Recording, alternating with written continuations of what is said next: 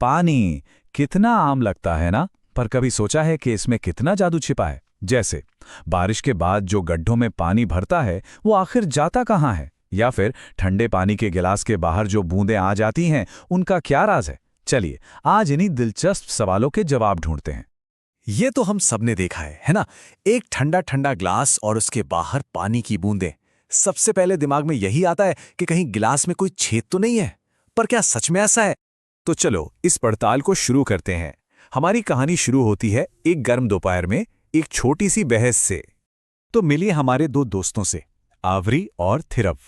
ये दोनों ना अपने आसपास की दुनिया को लेकर हमेशा सोचते रहते हैं, और ऐसा क्यों होता है ये पूछने से जरा भी नहीं हिचकिचाते।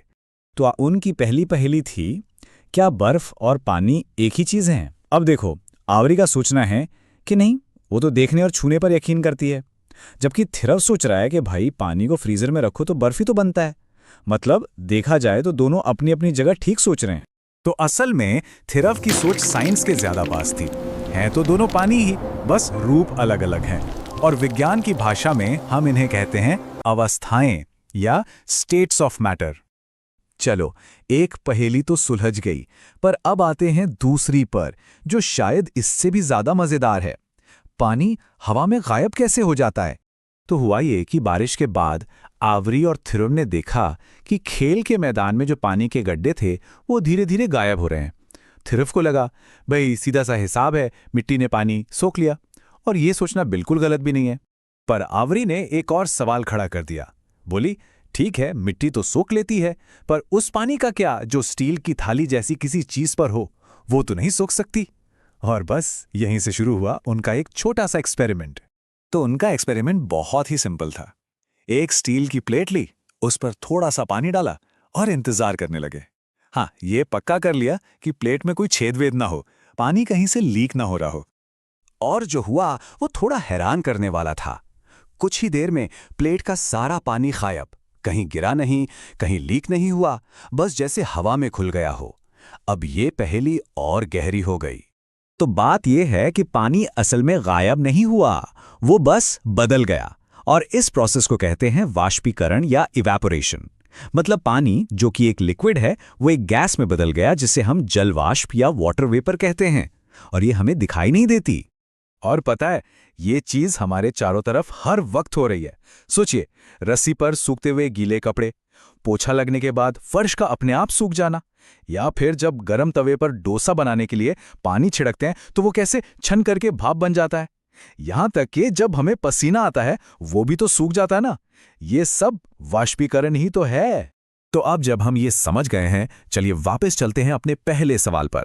वो ठंडा ग्लास जिसके बाहर पानी की बूंदें आ जाती हैं, वो कहां से आती हैं? आवरी और थिरव ने देखा कि उनके ठंडे पानी के ग्लास के बाहर छोटी छोटी पानी की बूंदें जमा हो गई हैं। अब सवाल ये था कि अगर ग्लास लीक नहीं हो रहा तो ये पानी आया कहां से? थिर को तो पहले यही लगा कि पक्का ग्लास लीक कर रहा है, पर आवरी ने एक बहुत जरूरी बात पकड़ी। उसने कहा, लेकिन ग्लास के अंदर पानी तो उतना का उतना ही है, जरा भी कम नहीं हुआ। इसका मतलब ये पानी अंदर से तो नहीं आ रहा था। तो फिर जवाब कहाँ है? जवाब हमारे चारों तरफ की हवा में ही छिपा है। जी हां, वही अदृश्य जल वाष्प जो वाष्पीकरण से बनता है, वो हर समय हवा में मौजूद रहता है। और इस प्रोसेस का नाम है संघनन या कंडेंसेशन। होता यह है कि जब हमारे आसपास की हवा, जिसमें वाटर वेपर है, वो ग्लास की ठंडी सतह से टकराती है तो वो ठंडी हो जाती है, और ठंडी होते ही वापस पानी की बूंदों में बदल जाती है। तो ग्लास लीक नहीं हो रहा था, वो तो बस हवा की नमी को खींच रहा था। बिल्कुल वैसे ही जैसे सर्दियों में जब हम सांस छोड़ते हैं तो मुंह से भाप निकलती है। ये सब संघनन के ही तो उदाहरण हैं। तो चलिए अब तक हमने जो भी सीखा उसे फटाफट से जोड़कर देखते हैं। हमने पानी की 3 अलग अलग सीक्रेट पहचानों के बारे में जाना है। पहली पहचान है ठोस, जिसे हम बर्फ के रूप में जानते हैं।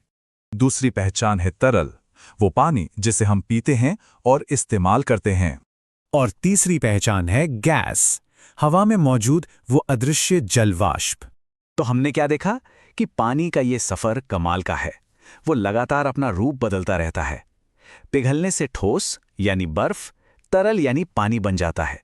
वाष्पीकरण से वही तरल गैस यानी जल वाष्प बन जाता तो है जल चक्र और में फिर मुख्य रूप संघनन से से 4 चरण वही होते हैं। अदृश्य गैस वाष्पीकरण, वापस तरल पानी में संघनन, बदल जाती है। वर्षण ये और एक अंत में ऐसा कमाल का संग्रहण। चक्र है जो हमारी पूरी दुनिया को चलाता है और ये हमें एक बहुत बड़े सवाल पे लाके छोड़ता है। जरा सोचिए, अगर पानी की रूप बदलने की ये जादुई ताकत अचानक काम करना बंद कर दे तो हमारी इस धरती का क्या